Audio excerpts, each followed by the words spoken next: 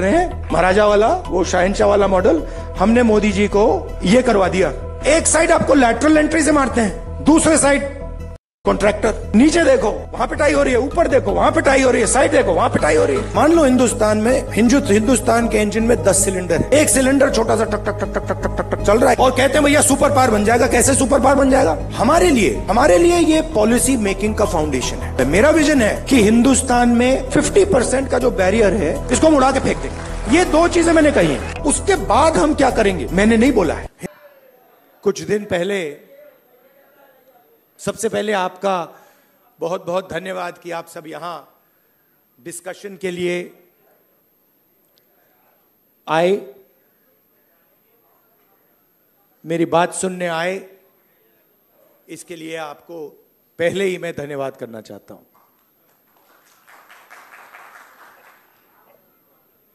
कुछ दिन पहले मैं रायबरेली गया था और वहां मुझे मोची की दुकान दिखी तो मैं वहां रुक गया। मैं उनके पास जाके बैठ गया, समझना चाहता था ये कर क्या रहे हैं। बातचीत हुई और मैं उनको देख रहा था। मोची हैं, हाथ में अनलिमिटेड स्किल थी उनकी।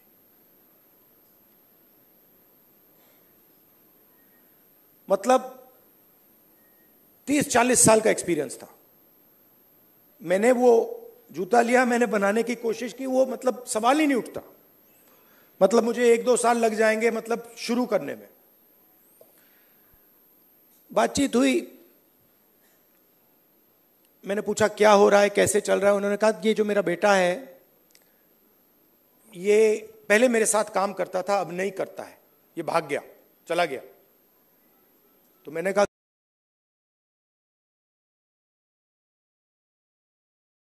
नहीं है। और फिर उन्होंने मुझे बोला कि राहुल जी, मेरी लाइफ में सिर्फ एक व्यक्ति ने, मेरे पिता ने मेरी रिस्पेक्ट की है और किसी ने मेरी रिस्पेक्ट नहीं की।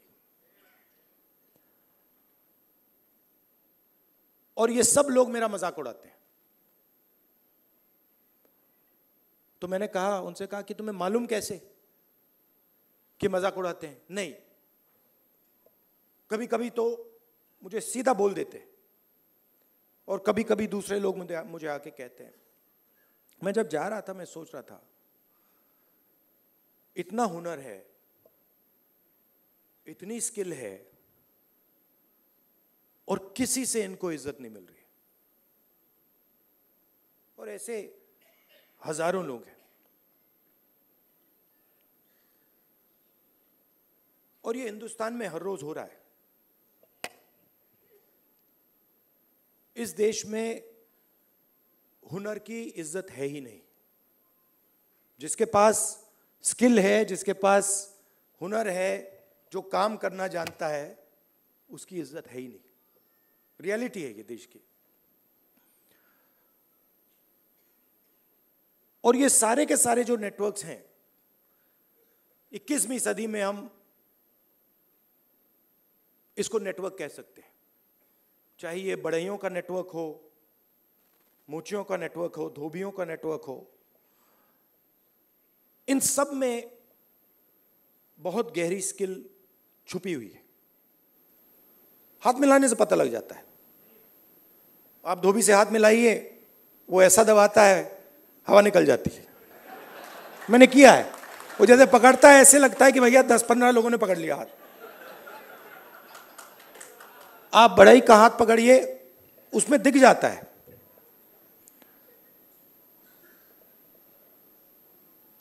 और फिर मैंने मोची भाई से बात की और मैं जो सिस्टम में काम करते हैं उनसे भी बात करता हूं, तो मुझे अंदर से दिखता है, बाहर से भी दिखता है। तो फिर जब मैं उनके साथ बैठा था, मुझे एक बात याद आई। यूपीए की सरकार थी और स्किल डेवलपमेंट मिशन यूपीए के सरकार ने शुरू किया। मतलब उसमें एक नए व्यक्ति को चीफ बनाया और उन्होंने मुझसे टाइम मांगा तो मैंने कहा मिल लेता हूं, तो आए। टाटा कंपनी के लिए काम करते थे, आए बैठे और उन्होंने मुझे, इंजीनियर थे शायद, उन्होंने मुझे हिंदुस्तान की जो स्किल डेवलपमेंट है उसके बारे में उन्होंने बोला। मैं सुना, आधा घंटा बोले कि हम आईटीआई बनाएंगे, आईटीआई में लोगों को ट्रेनर बनाएंगे, ये पूरा उन्होंने डिस्कशन किया। मैं सुन रहा था और फिर मैंने उनसे सवाल पूछा।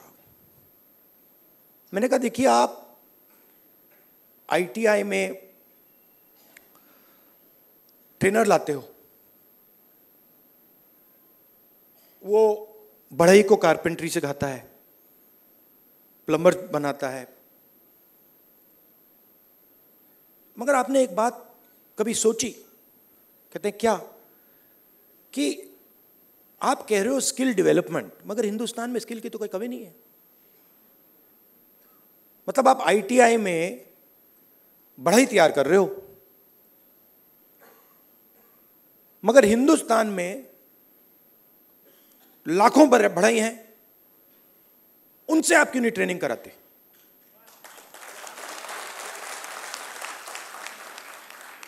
तो ये थोड़ा चौंक गए।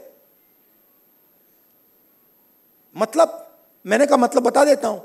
मान लीजिए आपको नाई ट्रेन करने हैं, आप सर्टिफिकेशन सेंटर खोल दीजिए। हर डिस्ट्रिक्ट में आप एक सर्टिफिकेशन सेंटर खोल दीजिए और उत्तर प्रदेश के हर नाई को कह दीजिए, देखिए भैया, आप गुरु हो, आप शिष्य लो, उनको तैयार करो, अपनी दुकान में तैयार करो और फिर उनको सर्टिफाई करो। अगर आपके जो शिष्य हैं सर्टिफाई हो जाएंगे, आपको हम 100, 200, 500, 1000 रुपए बैंक अकाउंट में डाल देंगे। मतलब जो स्किल का नेटवर्क है उसका प्रयोग क्यों नहीं करते आप? बिल्कुल चुप हो गए। मतलब मुझे देख रहे थे कि ये मतलब व्यक्ति पागल है, इसको क्या हो गया। मतलब आप आईटीआई में, अच्छा मजे की बात बताऊं, ये जो हमारे ये मोची भाई हैं, इन्होंने मुझे बोला कि राहुल जी, मोदी जी ने नया प्रोग्राम शुरू किया, मुझे वहां बुलाया, मैं गया और फिर मुझे कहते हैं कि आपकी ट्रेनिंग कराएंगे। राहुल जी, मैं तो 40 साल से मोची का काम कर रहा हूं। सुनो, मैं वहां गया, वो जो उनका ट्रेनर था उसको मैं सिखा के आ गया।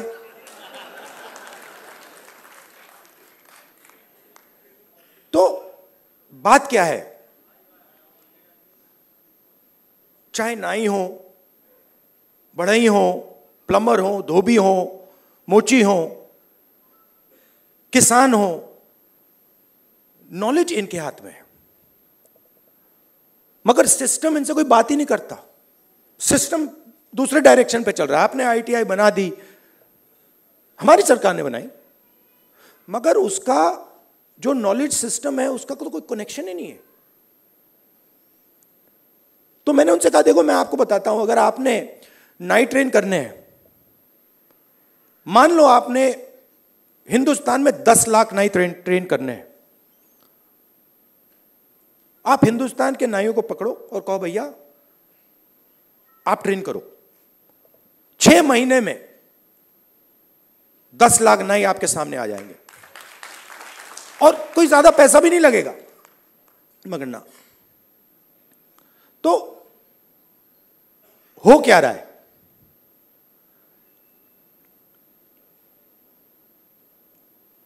गाड़ी का इंजन होता है ना, उसमें सिलेंडर होते हैं, मोटरसाइकिल में कभी 1 सिलेंडर होता है, 2 सिलेंडर की होती है, ट्रक 8 सिलेंडर की, 10 सिलेंडर की होती है। हिंदुस्तान में मान लो हिंदुस्तान के इंजन में 10 सिलेंडर है, काम सिर्फ 1 सिलेंडर कर रहा है। मतलब 90% लोग बाहर बैठे हुए हैं और देख रहे हैं, और उनकी सिस्टम में कोई भागीदारी नहीं। उनके सिलेंडर में ना पेट्रोल मिलता है, ना मेंटेनेंस होती है, ना कोई चेकिंग होती है। 1 सिलेंडर छोटा सा टक टक टक टक टक टक टक टक चल रहा है। कह रहे हैं भैया दुनिया में, और कहते हैं भैया सुपर पावर बन जाएगा। कैसे सुपर पावर बन जाएगा? 90% लोग सिस्टम के बाहर बैठे हुए हैं, हुनर उनके हाथ में है, स्किल उनके हाथ में है, ज्ञान उनके हाथ में है, उनका कोई कनेक्शन ही नहीं है। तो इसीलिए हमने जाति जनगणना की बात उठाई है, और थोड़ा कंफ्यूजन है। देखिए, बीजेपी के लोग कह रहे हैं कि भैया देखो हम जाति जनगणना करेंगे, उसमें ओबीसी का सेक्शन दे देंगे। जाति जनगणना, सबसे पहले सिर्फ वहां ओबीसी लिखना का कोई मतलब नहीं है। अलग कम्युनिटीज हैं, हम हर कम्युनिटी की लिस्ट चाहते हैं, पहली बात। दूसरी बात, हमारे लिए यह सिर्फ सेंसस नहीं है, हमारे लिए यह पॉलिसी मेकिंग का फाउंडेशन है, मतलब नींव है। और हम सिर्फ जाति जनगणना की बात नहीं कर रहे हैं, मैं यहां क्लियरली कहना चाहता हूं, जाति जनगणना से सिर्फ आबादी पता लगेगी, वो बहुत जरूरी कदम है, क्योंकि भागीदारी से पहले आबादी के बारे में पता होना पड़ेगा, क्योंकि भागीदारी तक हम बिना आबादी के तो पहुंच ही नहीं सकते। मगर आबादी लास्ट कदम नहीं है। आप ये मत सोचिए कि आइडिया ये है कि भैया जाति जनगणना हो गई, उसमें सबकी गिनती हो गई और बात वहां खत्म हो जाएगी। नहीं, ये मेरा विजन नहीं है, ये पहला कदम है। मेरा विजन है कि हिंदुस्तान में धन किस प्रकार से बांटा जा रहा है,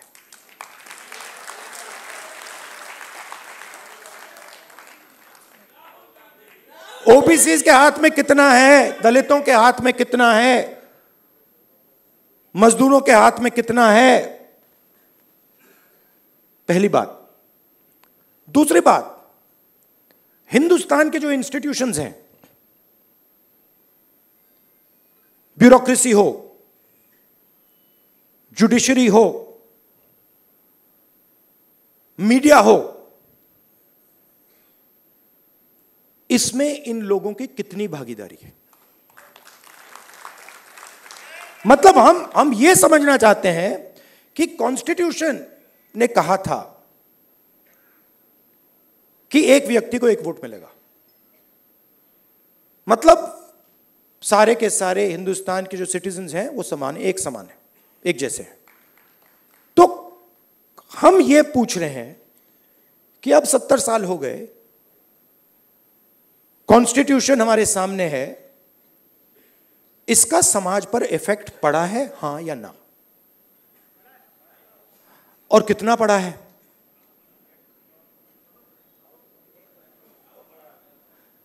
पड़ा है। मगर अगर मैं कॉर्पोरेट इंडिया को देखूं और लिस्ट निकालूं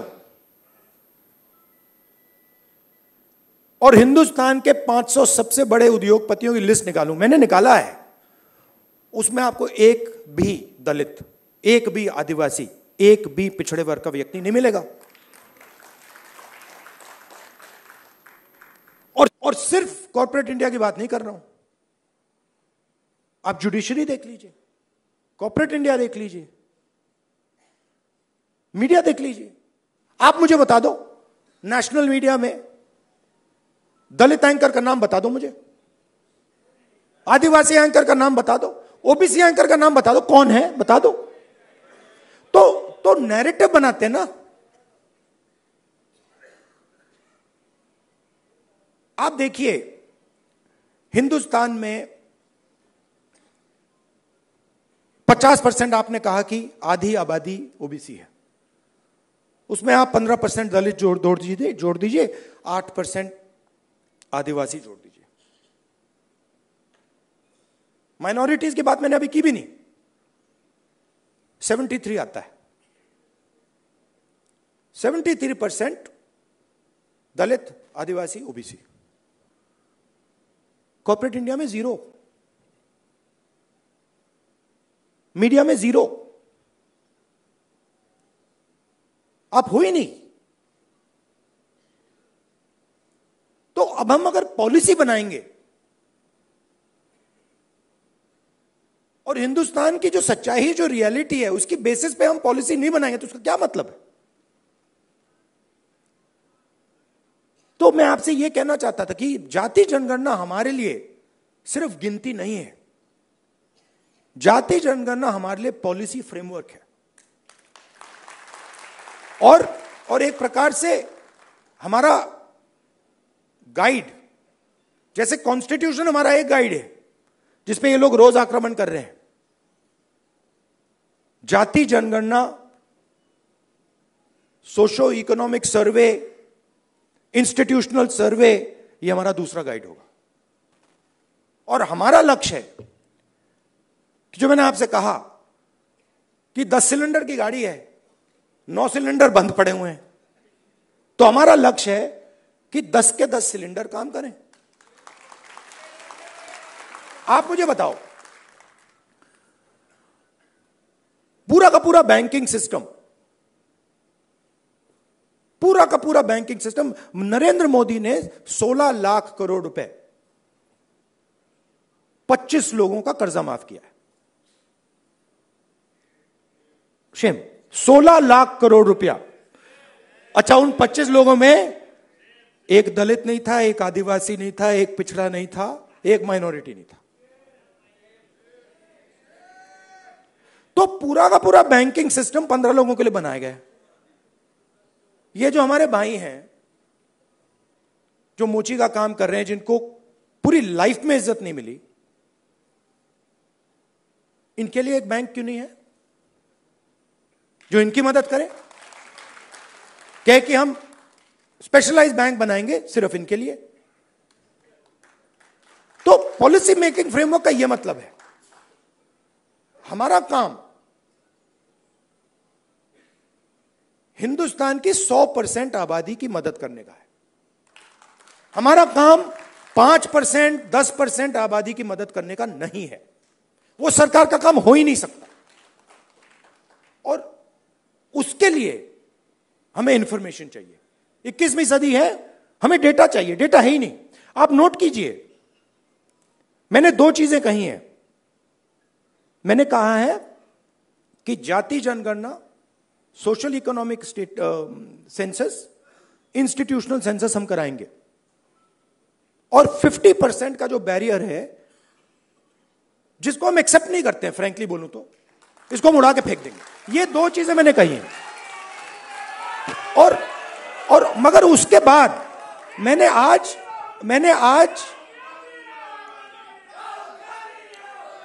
तक, सुनिए, आज तक उसके बाद हम क्या करेंगे मैंने नहीं बोला है, क्योंकि पहले मैं चाहता हूं कि हमारे सामने डेटा हो कि भैया इतने दलित हैं, हिंदुस्तान के इंस्टीट्यूशन में उनकी इतनी भागीदारी है। रिजर्वेशंस की बात होती है मगर चांस नहीं मिलता। सच्चाई है, सब जानते हैं। उल्टा हो जाता है, लैटरल एंट्री हो जाती है। लैटरल एंट्री हो जाती है। मैं आपको गारंटी देता हूं, लैटरल एंट्री में आपको 90% का कोई नहीं मिलने वाला। एक साइड आपको लैटरल एंट्री से मारते हैं, दूसरे साइड कॉन्ट्रैक्टर। तो मतलब नीचे देखो वहां पिटाई हो रही है, ऊपर देखो वहां पिटाई हो रही है, साइड देखो वहां पिटाई हो रही है, मतलब जहां भी देखो। और 90% आपकी आबादी है। अब अगर आपकी 10% होती तो कोई कह सकता हाँ भैया 10% आबादी है, ठीक है, बट 90% आबादी आपके बिना देश ही नहीं चल सकता। और फिर मीडिया में आपको दिखेगा भैया, एक पहले क्या होगा, वो बॉलीवुड की बात करेंगे, वहां पे डांस गाना दिखेगा, उसमें भी आपको कोई 90% का नहीं मिलने वाला, कोई नहीं मिलेगा। मैंने चेक किया भाई, मैंने लिस्ट निकाली है। मैंने कहा भैया मिस इंडिया की लिस्ट निकाली मैंने कहा देखता हूं। मैं कहता हूं देखो यार, अच्छा अब कहते हैं मिस इंडिया की लिस्ट निकाली मैंने। सुनो सुनो, मैंने मिस इंडिया की लिस्ट निकाली, कहा ठीक है देखते हैं। मतलब माइनॉरिटी भी 90% में आती है मैडम, आप भी शामिल हैं। और आपको और शायद जो आपके साथ हो रहा है वो सबसे ज्यादा खराब है। मतलब आप पर तो डायरेक्ट आक्रमण हो रहा है, राइट? मगर आप भी 90% में हैं। तो मैंने लिस्ट निकाली मिस इंडिया की, मैंने कहा भैया इसमें तो होगा, मतलब एक दलित महिला तो होगी, एक आदिवासी महिला तो होगी ना दलित है, ना आदिवासी, ना ओबीसी, कोई नहीं। तो डांस गाना चलेगा वहां पे, कोई क्रिकेट की बात करेगा, कोई बॉलीवुड की बात होगी, किसानों की बात नहीं होगी, मजदूरों की बात नहीं होगी। आपने कभी मीडिया में मोची का इंटरव्यू देखा है? बस मेरे चैनल पे आ रहा है और किसी चैनल पे नहीं आ रहा। आप चाहे मोची हो, बढ़ई हो, प्लम्बर हो, धोबी हो, कभी नहीं दिखेंगे। और ये देश को चलाते हैं लोग। और फिर मीडिया में कहते हैं भैया मोदी जी गले लग गए, सुपर पावर बन गया। कभी वो यूक्रेन भागेंगे, कभी रूस भागेंगे, वो कभी गले लगेंगे, और फिर भैया सुपर पावर बन गया, सुपर पावर बन गया। मतलब कैसे बन गया? 90% लोग मतलब शामिल ही नहीं है उसमें, बेरोजगार हैं, भूख लग रही है। तो पूरा का पूरा मतलब डिस्कशन वही 10-15 लोगों में होता है, वही एंकर हैं, वही एक्सपर्ट हैं, वो 5-6 लोग हैं, वही बात बोलते रहते हैं एक दूसरे से, और बाकी हिंदुस्तान देखता रहता है। इसलिए ऐसे डिस्कशन बहुत जरूरी है कि भाई 90% क्या सोच रहा है, क्या हो रहा है, क्या इश्यूज हैं, क्या मुद्दे हैं। अच्छा, आप एक और बात नोट कीजिए, किसी की टांग टूटती है, वो कहता है भैया मैं अस्पताल में जाके एक्सरे करना चाहता हूं। कभी कोई उससे कहता है नहीं करो एक्सरे? कभी नहीं, कोई नहीं कहेगा ना कि भैया एक्सरे मत करो। वो चिल्ला रहा है कि भैया मेरी टांग टूटी है, लोग कह रहे नहीं एक्सरे मत करो, नहीं। बट यहां ये हो रहा है, मैं कह रहा हूं जाति जनगणना करना है, एक्सरे करना है, सारी मीडिया वाले कह रहे हैं नहीं करना है। क्यों नहीं करना है? मतलब हमने उसके बाद एक शब्द नहीं बोला क्या करेंगे, हमने सिर्फ यह बोला कि भैया हमें डेटा चाहिए। दलित कितने हैं, आदिवासी कितने हैं, माइनॉरिटीज कितने हैं, जनरल कास्ट के लोग कितने हैं, गरीब जनरल कास्ट के लोग कितने हैं, और कौन सी संस्थाओं में बैठे हैं, बिजनेस में कितने हैं, बॉलीवुड में कितने हैं, मिस इंडिया में कितने हैं। बस हम पता लगाना चाह रहे हैं। सारे के सारे मीडिया वाले, मोदी जी कहते हैं नहीं भैया पता नहीं लगाओ, देश को बांट रहे हो। भाई 90% की हम बात कर रहे हैं, आप कह रहे हो देश को बांट रहे हैं। कैसे देश को बांट रहे हैं? मतलब हम सिर्फ ये कह रहे हैं कि भैया 90% लोगों के पास भागीदारी है, हां या ना, चेक करो। कहते नहीं देश को बांट रहे हो।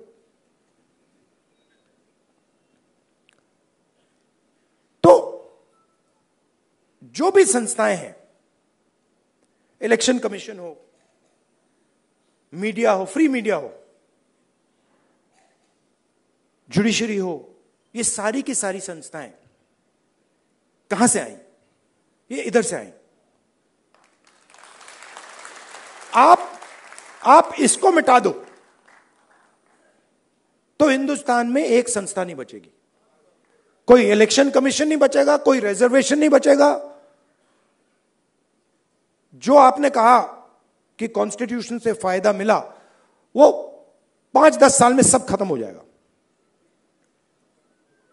तो जाति जनगणना जो है वो इसको मजबूत करने का काम है। ये आप समझिए, कॉन्स्टिट्यूशन की रक्षा हम कर रहे हैं जाति जनगणना के थ्रू। क्यों? क्योंकि इसको 10% ने नहीं बनाया है, इसको 100% ने बनाया है। और मैं यह भी कहना चाहूंगा कि इसकी सबसे ज्यादा रक्षा आप लोग करते हो। इसकी रक्षा गरीब करते हैं, किसान करते हैं, मजदूर करते हैं, दलित, आदिवासी, पिछड़े लोग, गरीब, जनरल कास्ट के लोग इसकी रक्षा ये करते हैं। अदानी जी इसकी रक्षा नहीं करते।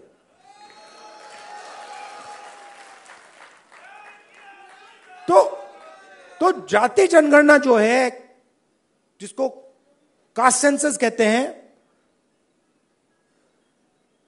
इंस्टीट्यूशनल सर्वे जो हम करवाना चाह रहे हैं, इकोनॉमिक सोशल सर्वे जो हम कराना चाह रहे हैं, वो सब इसकी रक्षा है। क्योंकि मुझे लगता है कि अगर हमने 90% को भागीदारी नहीं दी और 90% को हमने हिंदुस्तान के स्ट्रक्चर में शामिल नहीं किया, तो यह नहीं बचेगा।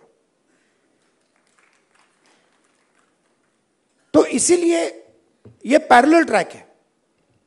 मुझसे किसी ने पूछा, आप संविधान की बात कर रहे हो और आप जाति जनगणना की बात कर रहे हो और आप रिजर्वेशन को 50% से बढ़ाने की बात कर रहे हो। मैंने कहा ये तीनों एक ही चीज है। ये दोनों जो चीजें हैं इसको बचाने की है। क्योंकि अगर हम देश में 90% लोगों को भागीदारी नहीं देंगे तो ये नहीं बचने वाला। और हमारा लक्ष्य इसको बचाने का है। ये हिंदुस्तान के गरीब लोगों का प्रोटेक्शन है, किसानों का, मजदूरों का ये प्रोटेक्शन है। इसके बिना जैसे पहले होता था राजा महाराजा के टाइम में, जो मूड में आता था कर देते थे। वो मोदी जी मॉडल चलाने की कोशिश कर रहे हैं, महाराजा वाला, वो शहंशाह वाला मॉडल। हमने मोदी जी को ये करवा दिया।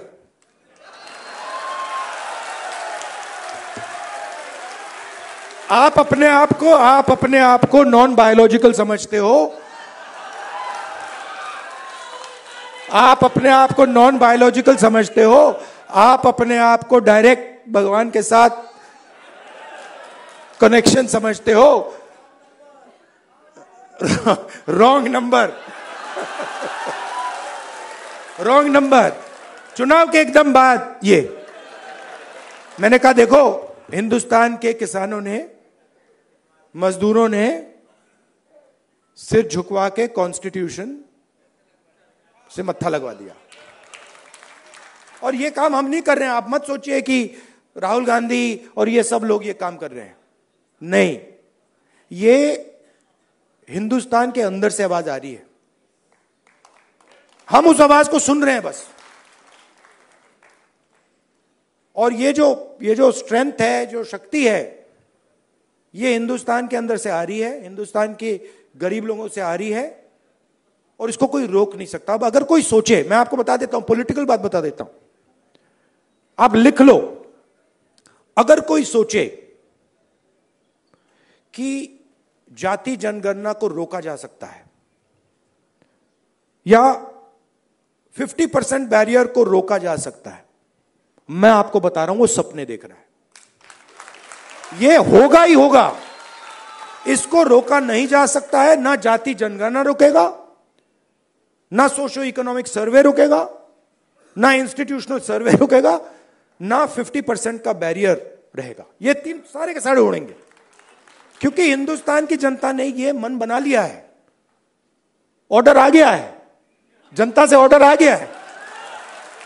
अब आपको प्रधानमंत्री जी को यह बात एक्सेप्ट कर देनी चाहिए और ऑर्डर लागू कर देना चाहिए, और अगर नहीं करेंगे तो फिर दूसरे प्रधानमंत्री करेंगे।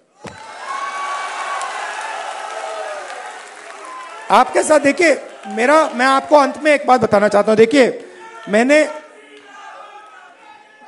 मैंने अब 2004 से मैं पॉलिटिक्स कर रहा हूं, ठीक है, और एक प्रकार से काफी सीखने को मिला मुझे। बीजेपी वालों ने मुझे तंग किया, डिस्टर्ब किया, उनको मैं गुरु मानता हूं कि इन्होंने ही मुझे सिखाया, इनके बिना मैं नहीं सीख सकता था। मैं बता रहा हूं, आप लोग नहीं सिखाते मुझे, आप लोग मुझसे प्यार करते हो, आप नहीं सिखा सकते। उन्होंने मुझे सिखाया, तो वो एक प्रकार से मुझे उन्होंने डायरेक्शन दी, भैया क्या नहीं करना है, उधर देखो, वो नहीं करना। तो एकदम मुझे पता लग जाता है, मैं सुबह उठता हूं, क्या नहीं करना, उधर देखता हूं, अच्छा वो नहीं करना, ऑटोमेटिक है। वो मेरी ओर देखते हैं, कहते हैं भैया क्या नहीं करना, वो राहुल गांधी कर रहा, मत करो। तो ये तो बिल्कुल मतलब पता नहीं आइडियोलॉजिकल है, खून की पता नहीं कौन सी लड़ाई है, बट ये मतलब शायद पता नहीं कब से चल रही है और ये खत्म नहीं होगी। मगर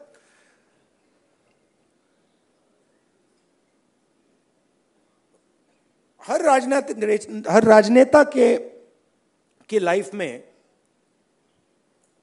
हर में नहीं मगर जो सीरियस राजनेता होते हैं उनकी लाइफ में कभी कभी राजनीति से आगे चीज बढ़ जाती है। मैं जाति जनगणना राजनीति के लिए नहीं कर रहा हूं, ये आप मत सोचिए, मुझे इसमें इंटरेस्ट नहीं है। मैं पता है क्यों कर रहा हूं, क्योंकि मैंने हजारों लोगों से बात की है। जब मैंने उस मोची भाई से बात की ना, और उसने मुझे बताया कि किसी ने मेरी इज्जत नहीं की लाइफ में, मैं इस बात को एक्सेप्ट नहीं कर सकता। मैं इस बात को एक्सेप्ट करने को तैयार नहीं हूं कि हिंदुस्तान में ऐसे लोग हैं जिनके पास हुनर है, एक्सपीरियंस है, समझ है, मगर रिस्पेक्ट नहीं। मैं इसको एक्सेप्ट नहीं कर सकता। बाकी लोग एक्सेप्ट कर ले, मुझे कोई फर्क नहीं पड़ता। तो मेरे लिए ये औजार है, जाति जनगणना हो, 50% रिजर्वेशन हो, मेरे लिए ये जो हिंदुस्तान के जो आत्मा है, 90% जिसको मैं कहता हूं, गरीब लोग हैं, किसान हैं, उनको इस देश में शामिल करने के औजार है। और मेरे लिए ये मिशन है, मेरे लिए ये, इसमें कोई मतलब, आप देखोगे आने वाले समय में पॉलिटिकल नुकसान भी होगा, तब भी करूंगा, आप देख लेना।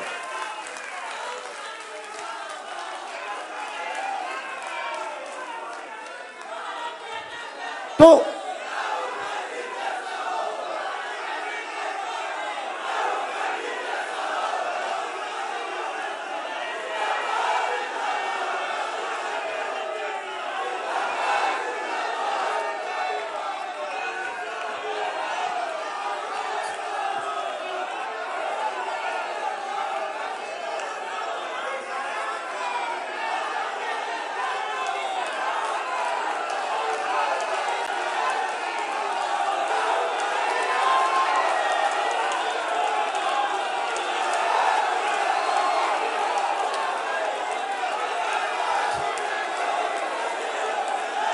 अच्छा बोलने दो।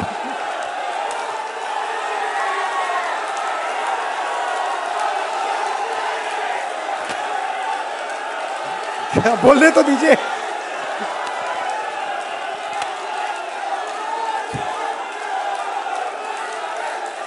एक बार मैं छोटा था, अच्छा सुनिए दादी, एंड करता हूं मैं अपनी साइकोलॉजी, थोड़ी सी आपको साइकोलॉजी समझा देता हूं। मैं छोटा था,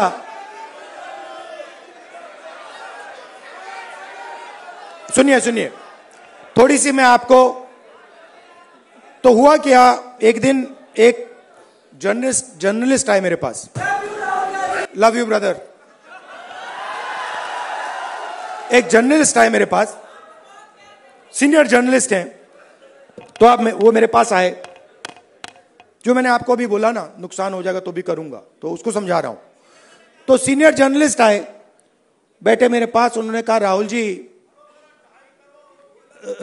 जी एक सेकंड भाई, आए मेरे पास सीनियर जर्नलिस्ट, और उन्होंने मुझे कहा राहुल जी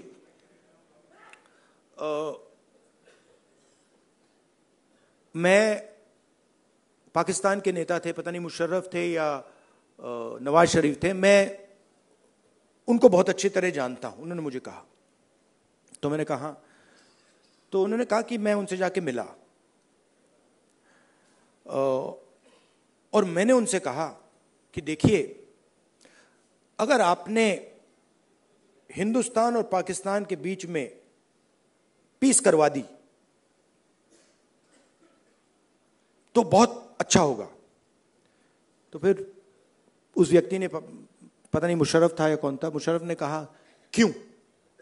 और जर्नलिस्ट ने कहा कि क्योंकि अगर आप हिंदुस्तान और पाकिस्तान के बीच में पीस करा दोगे तो सदियों के लिए लोग आपका नाम याद रखेंगे। लॉजिक ये थी।